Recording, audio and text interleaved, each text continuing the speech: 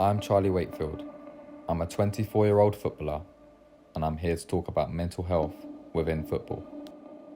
Throughout my career, I've experienced some incredible highs, but I've also had crushing lows. It got me thinking, how many players are struggling mentally and not opening up about how they're truly feeling? Now, Wakefield's gone down, and that doesn't look particularly good for a player who has had his problems with injuries over the last couple of years.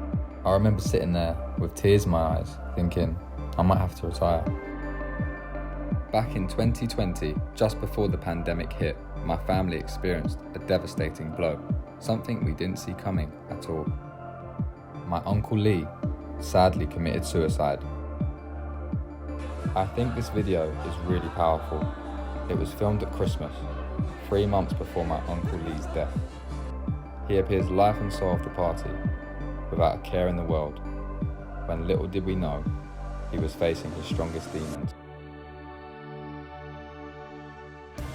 When it came to starting this documentary, I had the idea, and I had the passion, but I had no plan or clue where to begin. Shortly after I started filming, as luck would have it, former professional footballer Kevin George reached out to me via social media. He invited me to play in a match that he'd organised during Mental Health Week, with a platform that he'd created called Psychology. The aim of the game was to raise as much awareness as possible. The game was arranged against a team called Rising Ballers, who also have a common interest in helping to make a change. After the match, Kevin kindly agreed to have a conversation with me regarding the importance of mental health. I thought it would be a great insight into what someone like Kevin's thoughts were. It's very difficult to put it down to like what they're doing specifically, because in football, people in football know this, people outside football don't know this, but you've got like that kit person, that one person who's brilliant, or the education person. There's always that staff member at a club that people can speak to, right? The problem is football's a multi-billion-pound industry. It shouldn't rely on one person who's just naturally skilled, or they're just a genuine good person. It needs to have something in place, and that's what it doesn't have at the moment. I think as part of the syllabus to be a coach, there should be like a clinical element. I think a basic level, I'm not saying you've got to be a counsellor or psychologist, but a basic level so that coaches can understand that, do you know what, this person's walking a certain way, his body language or his attitude, because there's instant judgment because they don't understand. And then what happens is it becomes a self-fulfilling prophecy. That person could be walking a certain way, have a certain attitude as a defense because they've gone through so much that what they're going to do is they're telling the world, I'm not going to let you get too close to me to harm me like the other people. So what I'm going to do is I'm going to project aggression and anger to keep it at a certain distance, or as a warning to know that if you do kind of infiltrate my safe space, I'm going to attack you. But whereas if coaches come out and say, look, talk to me, what's going on? I've noticed that you're behaving this way, that way. There's just soft conversations around it. What the player then says is, he's inquisitive, but he's not being judgmental.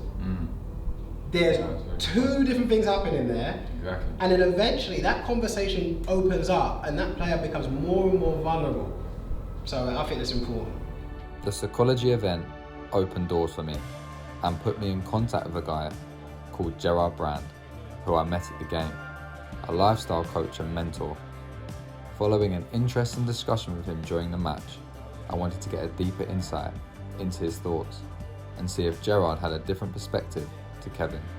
So I contacted him and he agreed to meet at his home to discuss the conversation further. So, from a club's perspective, yes, there is more they can do. From where I'm coming at it, so I've got a few clients, footballing clients, who were at big academies in Premier League and Championship and are now down the leagues a bit more, trying to work their way back up, early 20s, and they've been spat out of their academy and made to fend for themselves.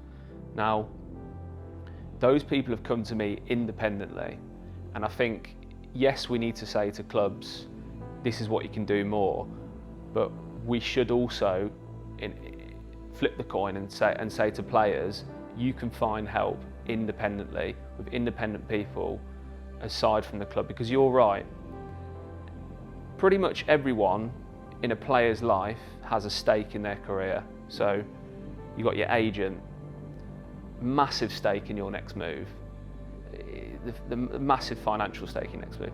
Your manager has a stake in your career because your manager's job on average lasts 18 months and they're all results driven. They want results yesterday. They don't want to wait 2 weeks until you mentally recover or anything like that. Your family do have a stake in your career because they want you to progress and progress. Your friends have a massive stake in your career. So the angle I'm coming at it is, I have zero stake in your career whatsoever. I'm here to literally be a sounding board for you. And it's essentially to get you back to what we would call a beginner's mind, which is essentially a childlike state when you first realised you were good at football and you really loved football, which I'm guessing, you know, probably your early memories of football is when you're 7 or 8, but when you were really, really loving football, probably your early teens or when you're 11, 12, 13, to get back to playing football instinctually is to return you to a beginner's mind, and that is to stop the noise around you, which is your coaches, and sometimes your friends, sometimes your agent, sometimes your family. That's the angle I'm coming at it with. So yes, clubs need to support, but we also need to encourage players to go independent. I know this year, Ben Chilwell, Tyrone Mings, they've both come out and said, and I'm sure plenty of other footballers have and will, have come out and said, I talked to somebody. The number one thing you learn as a counsellor or a coach is, and this is really odd for people, you don't offer any advice. Not a single bit of advice. And that's really odd. That's really odd because when I started at Samaritans, that goes as far as saying, if someone's on the phone to you saying, I want to commit suicide, you can't tell them not to. You can't. You can't say to somebody, don't do that on the phone. And that's hard for some people to get their mind around. But when they initially first hear your job and your role, they're going to think that all you do is offer advice. So it's the first thing you've got to drill into them. It centres around many things, but personally for me it centres around empathy. It was great to see Gerard's outlook and open my eyes into thinking we are dealing with more than just one issue. Nobody knows my journey better than my family. They've been there every step of the way. They've celebrated my highs with me and supported me through my lows. So I thought it was only right to get their take on things and listen to their point of view. Alright, you okay? Yeah, I'm fine. How are you? Beautiful, isn't she? Actually, don't answer that. So, would you like one of your mockers? Yes, we'd love a mocha, please. Okay. How you been? Yeah, not too bad. How are you? No.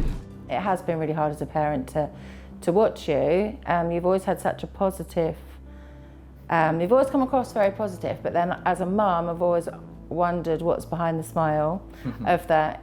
I'm all good, which is what you always said to me. Yeah. There has been times when I've spoken to you on the phone and I've kind of heard a bit of flatness in your voice. And then I'm like, am I imagining it? Is it there? Because you obviously don't want me to worry. I just feel like there should be more people that check up on the players, like as a mum point of view.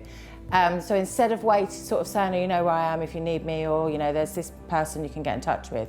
I think that maybe they should be aware that they may be, you know, they've got injured again, or anything really. They might notice they're a little bit low, they're not being picked in the team for whatever reason, and maybe there should be someone at every club that is their job to check up on all the players and just make sure they're okay, instead of leaving it to them, because lots of boys won't talk. And also maybe they'd be trained so as they can tell, because if you ask most boys or most men, are you okay, they're going to come back with yes.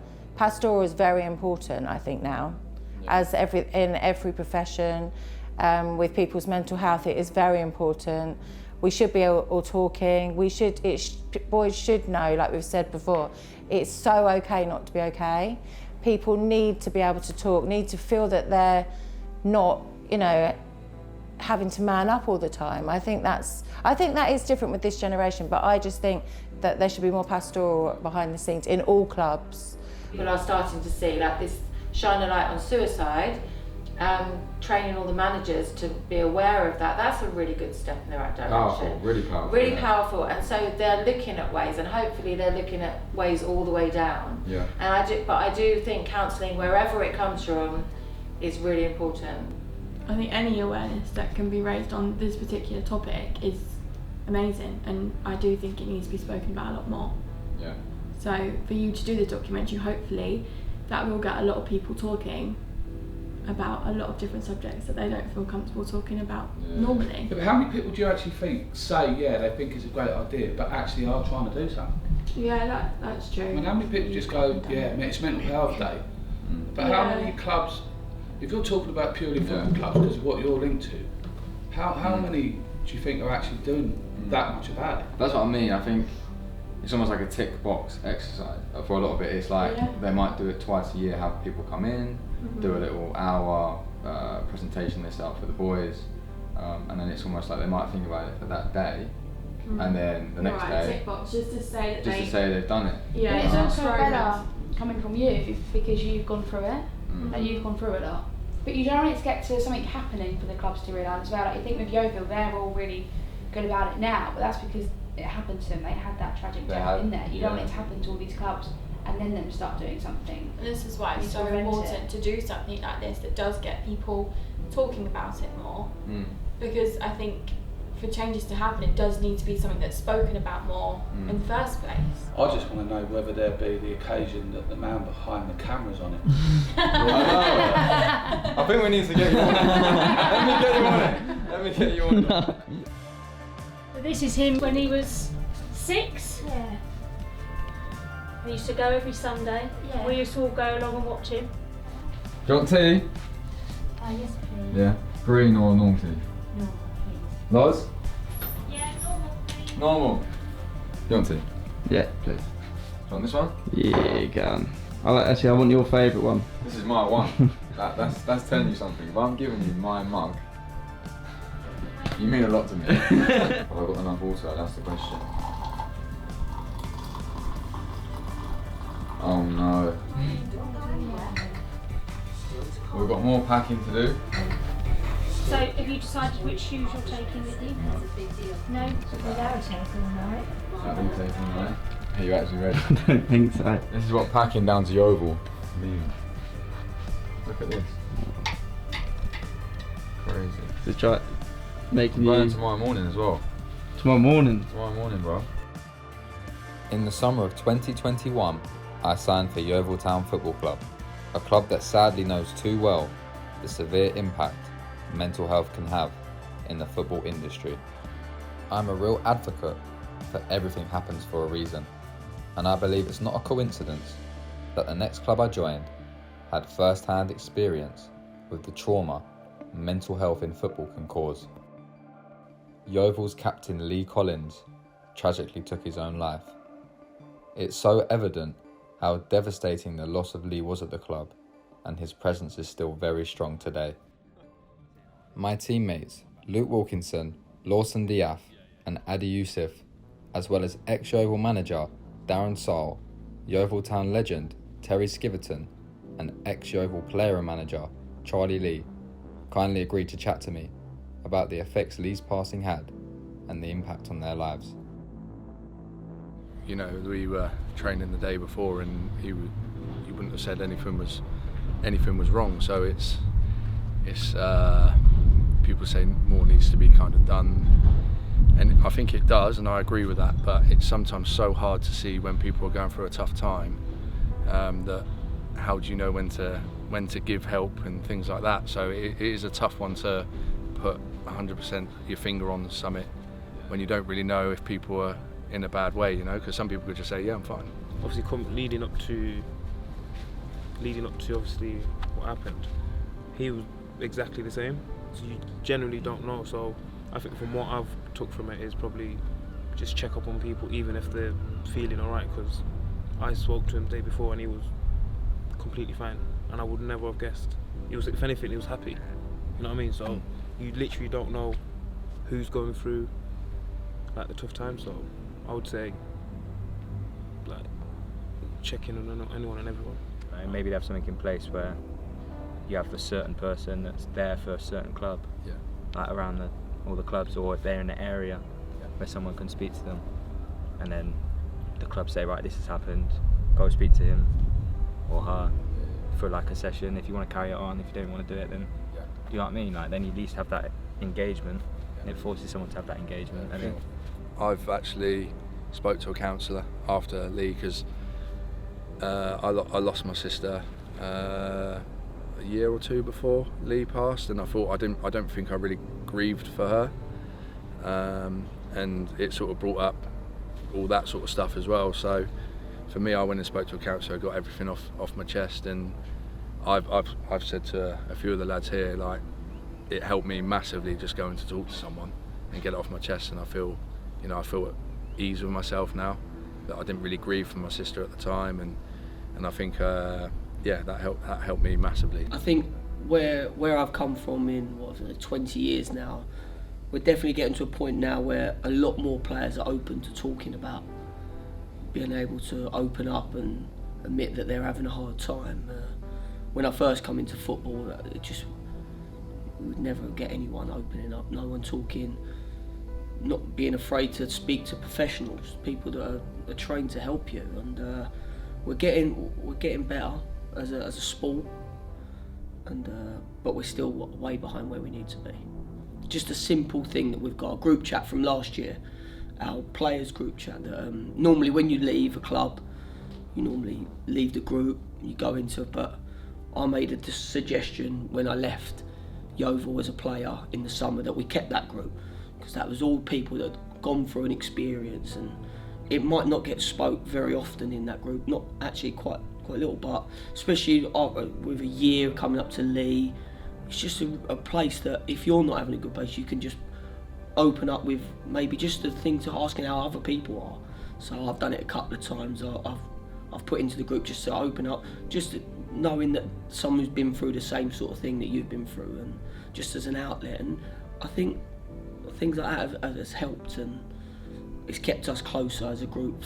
I think the Football League and the FA, I think, need to do a bit more for footballers. I know they're trying, but we found out with Lee that there's still a lot of bridges that need to be built between areas, especially when it comes down to non-league. We probably don't get support, even though we're a full-time football club, a big club at Yeovil. We probably don't get as much support as we deserve with mental health as maybe the bigger clubs do, and I would say it affects us all the same. So that's a real shame, and that's something that I think within football we need to do.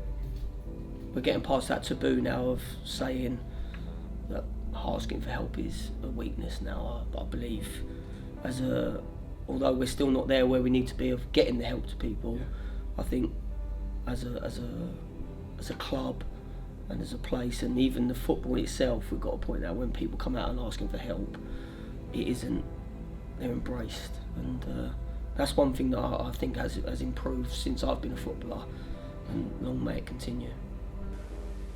Unless someone wants help, they'll find ways to hide it, they'll find ways to deceive people, family, friends, and it's brilliant what they're doing, but suicide's so individual. You can get people that are the happiest, loveliest, lightest people, and then one day, bang, they're gone. There's not always the telltale signs. I've suffered from depression. Yeah. My go-to thing was I'd go and get blind drunk, pissed, so I didn't know what I was doing to try and get away from the world. Yeah. And I had to go and see people about that and have to correct myself, because when I stopped playing football, one day I was a player, next day I was a manager, and I wasn't ready to be a manager. Didn't go through the leadership courses, but I wouldn't say my ego, but my love for this football club, I went and done something I didn't really want to do at the time. Yeah. And then I had to stand up to, that was the turn of social media, getting stick, taking abuse.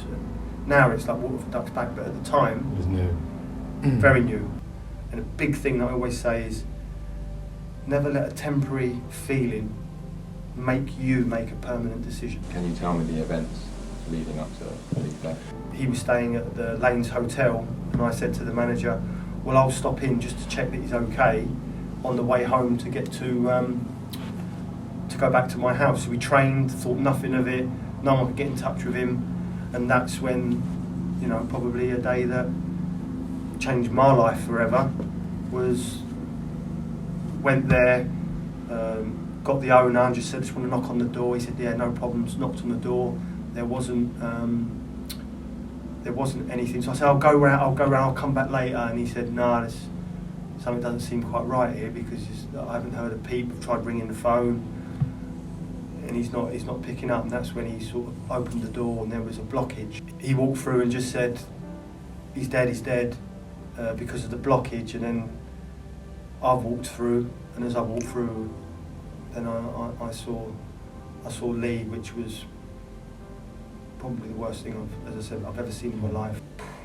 He had some mates, and he had people from whatever club he was at. Everyone loved him, and I loved him, and I still love him now. Do you think players struggle to talk about how they're feeling? I did. I definitely did. I was brought up in an era, remember I was a really young coach. I sat on the shoulder of giants in coaching, scarred, weathered, worn, had been sacked, won things. They were highly experienced people, wouldn't have changed it for the world, by the way. But the notion of psychology in football, or psychiatric care in football, mental health care in football, was seen as a weakness. Not a shadow of a doubt. I was taught or indoctrinated into that. I believe that. I grew up in an era, you know, I had good, strong values, be the man, you know, blah, blah, blah. So I believe that. I never really said anything. I never really spoke. You know, when I went through bad times in my career, you lose your job for the first time, you get on that yellow bit at the bottom of the screen on Sky Sports. No one preps you for that. No one preps you for being, you know, in the paper, suspended, you know, national sort of criticism. It was after the funeral, really, that I then I put my hand up and I said, yeah, I'd like to talk to someone. And the LMA, my union, league manager, said, incredible, fantastic. And I still speak to the psychiatrist now. Every 6 weeks, still speak to him. Magnificent guy, Dr. Alan Johnston, who you've met. It's a tough job anyway. I think all managers could deal with it. Mental health to me and to you, I'm guessing, it's a terminal illness in the same way AIDS can be, cancer can be, etc., etc., etc. To me, it can be a terminal illness if left untreated. And if we were approaching the subject on any other terminal illness, we would seek the right remedies and treatments in order to recover and be better, be healthier. And you wouldn't give up. You wouldn't give up. Now it's very hard because this is a mental injury, and probably your head is saying to yourself all the time, give in, give in. Give in. My advice to anyone in that, don't ever give up trying, because the reverberation of your decisions will be felt far and wide and forever. We're great at talking about it in this country. We're brilliant at the words. We're brilliant at using them to highlight topics, fashionable topics. We're not great at the nitty-gritty of this is the reality of it. This is the reality of it. The abuse these top players get. I mean, when they put something on social media, how many retweets and likes? They must get thousands upon thousands. But one comment, if you notice, you're a player, one comment can change the way you think. One comment can change the way you feel. One comment could be the tipping point. Whenever I had a situation, a performance problem, a disciplinary problem, whatever it may be, whenever there was any issue, Lee would come in with Carl Dickinson, normally, who was his kind of lieutenant, the other captain, second captain, and and I'd sit down and go, look, this is the situation, this is the problem, this is what's happened, whatever it may be. I'm going to deal with it like this.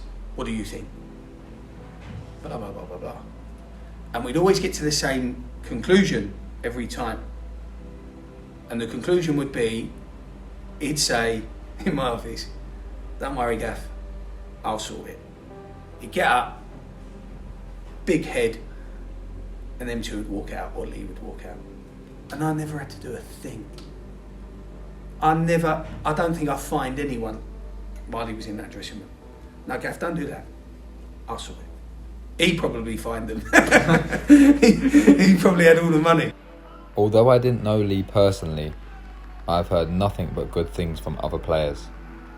He wasn't just their captain, he was a leader, everyone's friend, and always caring about everyone else. It just goes to show how you never really know how someone's feeling. Often when someone is feeling their worst, they will try their best to hide it. Learning about Lee Collins has shown me that he'd be really happy to see his story was helping others, as he always did so well.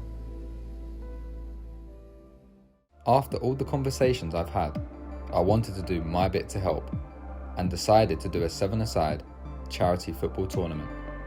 My aim was to raise awareness, and what better tool to bring people together than football.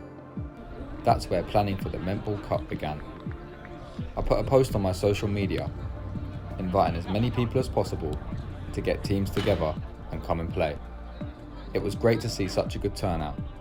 The day was better than I could have hoped for, even if my team didn't get the win.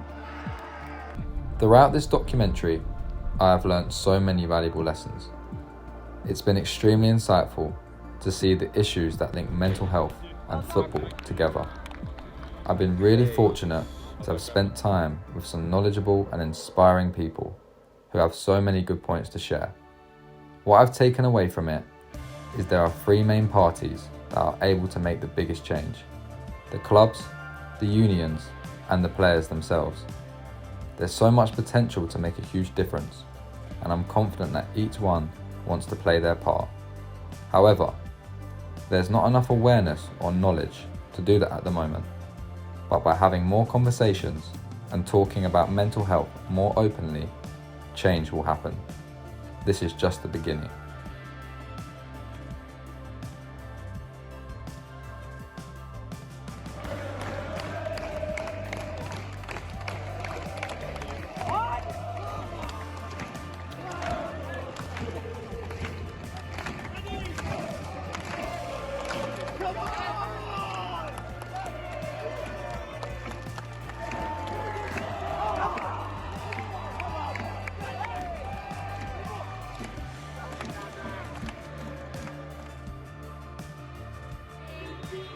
Cheers, Lee, love you. Cheers, Lee. Cheers, Dad. Cheers, bruv, love you.